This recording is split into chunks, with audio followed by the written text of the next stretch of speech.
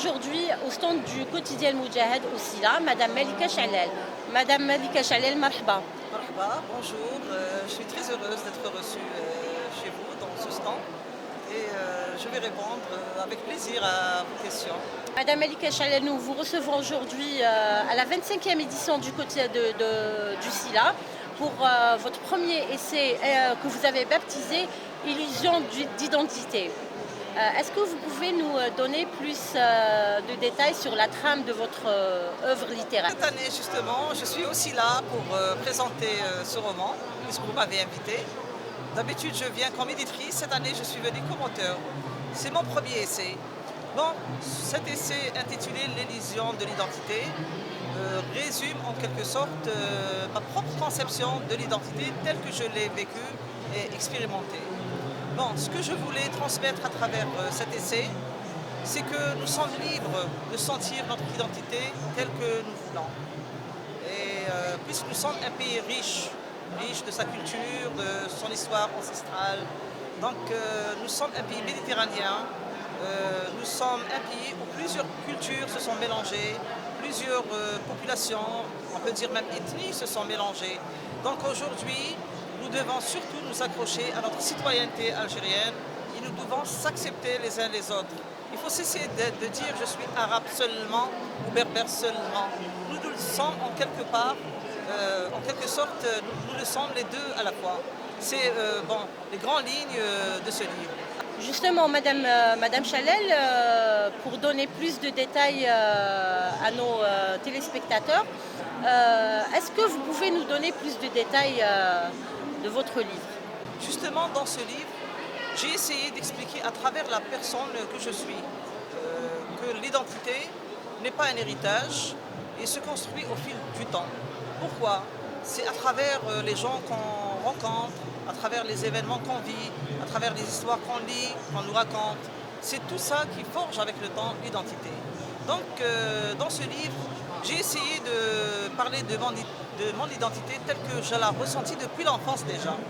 Bon, parce que déjà, dans mon enfance, je suis né dans une famille kabyle qui s'est installée à Alger très très tôt, dès le début de l'indépendance.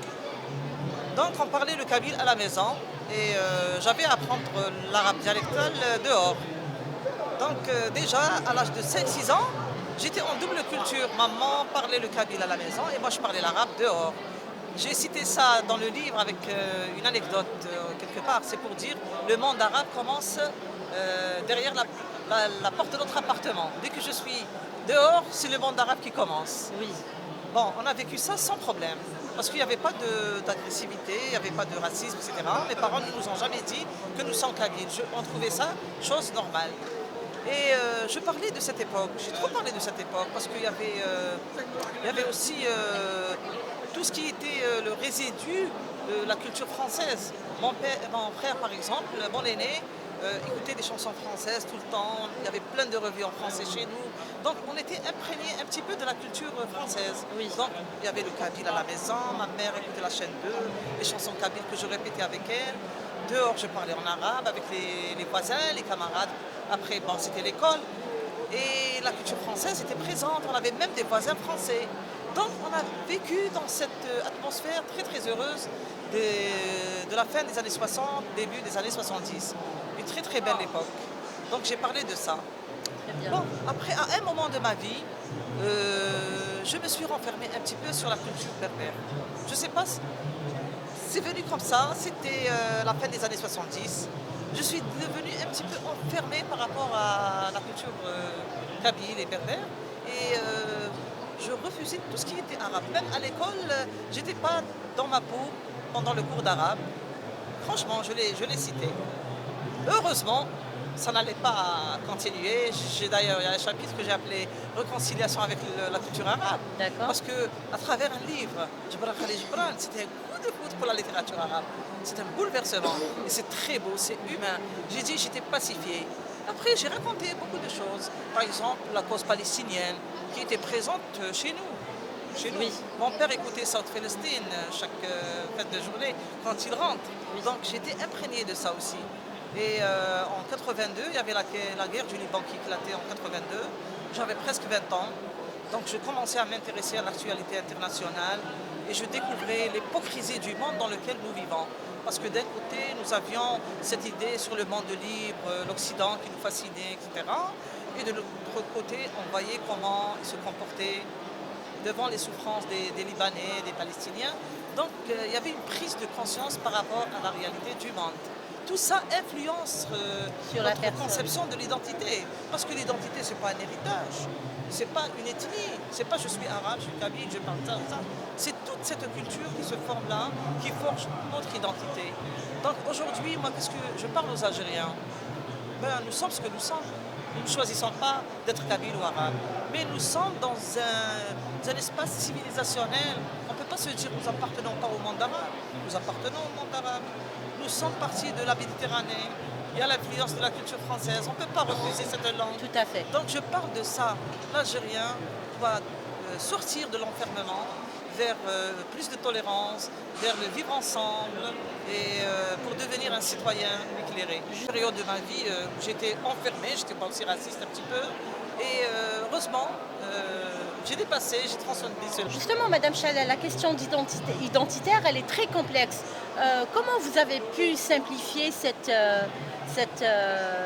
disons, thématique dans votre livre? Exactement. La question identitaire, elle est très très complexe et les gens ont peur de s'exprimer sur cette question. On hésite, on ne s'exprime pas facilement. Comme je l'ai dit dans le livre, ce que j'écris n'est pas un livre sociologique ou politique, non, pas du tout. C'est pratiquement autobiographique. J'ai essayé d'expliquer que la notion d'identité, ce n'est pas quelque chose qui a relation avec l'héritage, avec un milieu fermé, etc. Pourquoi? Parce que déjà la conception de l'identité par rapport à un individu, elle change avec le temps. Elle change avec le temps. Donc c'est un appel à une ouverture. J'ai appuyé sur certains points. Vous avez mis l'axe Oui, j'ai appuyé sur certains points parce que pour n'importe quel individu, il y a des situations, des événements, des lectures, des rencontres qui nous influencent. Et c'est à travers ces rencontres, ces lectures, ces événements, c'est à travers tout ça que l'on construit notre identité. Très bien. Donc on n'est pas automatiquement on n'a pas automatiquement une identité berbère parce qu'on est né kabyle, une identité arabe parce qu'on est né à Annaba ou je ne sais pas quoi. Ça n'a pas de sens. L'identité se construit avec le temps, c'est notre vécu, c'est nos expériences, c'est nos rencontres qui forgent cette identité. Et comme en Algérie, on a vécu beaucoup d'événements en commun, on a partagé beaucoup de choses, on peut parler bien sûr d'identité algérienne, pourquoi pas? Pourquoi pas ne pas dépasser ces ethnies limitées pour parler de citoyenneté algérienne et même citoyenneté du monde? Parce que fondamentalement, nous sommes d'abord des humains. Voilà. Très bien. Donc, Madame Chalel, vous êtes à votre premier essai. Est-ce que vous avez d'autres projets d'écriture au futur? En réalité, il y a plusieurs questions qui me préoccupent et sur lesquelles je veux me prononcer. Par exemple, l'école algérienne. Comme j'étais enseignante et je suis déçue par rapport à ce qui est devenu l'école algérienne. Donc, je pense peut-être écrire un essai sur mon expérience comme enseignante, comme élève dans l'école algérienne et peut-être donner des propositions, je pense. Et il y a la question aussi, la question délicate aussi de la religion qui m'inquiète beaucoup. Donc je veux m'exprimer sur ça, bien que certaines personnes me disent que c'est très délicat, c'est dangereux, etc. Mais je pense, j'ai l'intention d'écrire quelque chose. Vous êtes toujours tenté par... Oui, par les essais, oui. Et je veux les écrire en tant qu'individu qui s'exprime sur une question. Et pas en tant qu'un penseur, c'est-à-dire qui donne des idées. Non, je veux toujours révéler mes propres expériences et mes propres impressions, quel que soit le sujet. Très bien. Madame Chalel, nous vous remercions de nous avoir accordé de votre temps. Je vous remercie moi-même. Merci. Au revoir.